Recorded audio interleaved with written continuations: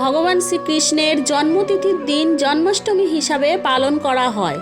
কথিত আছে কোনো ব্যক্তি যদি ভক্তি ভরে শ্রীকৃষ্ণের এই জন্মাষ্টমী ব্রত পালন করে তাহলে তাকে জীবনে কোনো কষ্ট ভোগ করতে হয় না। জন্মাষ্টমীর দিন শ্রীকৃষ্ণের শিশুর রূপ নাড়ুগোপালকে পূজা করা হয়। এই জন্মাষ্টমীর দিন ব্রত পালনের কিছু বিশেষ নিয়ম পালন করা উচিত, তবেই পূরণ হবে সব মনস্কামনা। আজকের ভিডিওতে আপনাদের বলবো 2024 সালের জন্মাষ্টমীর তারিখ ও তিথি সম্পর্কে।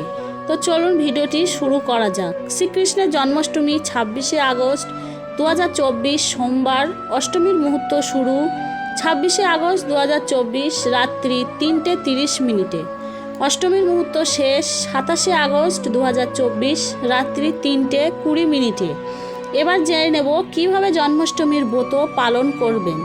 জন্মাষ্টমীর আগের দিন নিরামিষ খাবার খেতে হবে এবং রাত 12টার মধ্যে খেয়ে নিতে হবে। ঘুমানোর আগে অবশ্যই ভালো করে মুখ ধুয়ে নিতে হবে।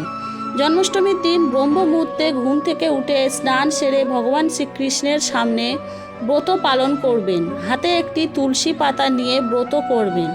ব্রত পালনের সময় যদি কোনো ভুল হয় তাহলে ক্ষমা প্রার্থনা করবেন। যে সকল বিবাহিত মহিলারা ব্রত করবেন তারা মনোযোগ সহকারে ব্রত পালন করবেন। সাধারণত রাত 12টার পর থেকে ব্রত শুরু হয় এবং পরের দিন রাত 12টায় শেষ হয়।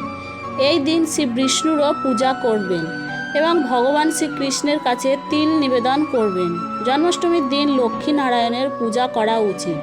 বাড়ির দরজা পদ্ম ফুল দিয়ে সাজাতে হয়। পদ্ম ফুলে দেবী লক্ষ্মীর বাস এবং শ্রী বিষ্ণুর খুবই প্রিয় এই ফুল। এই দিন গোপালের পূজায় শসা নিবেদন করতে হয়, আর এমন শসা আনবেন যাতে ডাঁটা ও পাতা থাকে। একটি শিশু যখন একটি মায়ের কাছ থেকে আলাদা হয় তখনই নাড়ি কাটা হয়। একইভাবে এই জন্মাষ্টমীর দিন মাঝরাতে কৃষ্ণের জন্মের সময় শসার ডাঁটাটি কেটে তার কাণ্ড থেকে আলাদা করা হয়। এই দিন সারাদিন শ্রীকৃষ্ণের নাম জপ করা উচিত।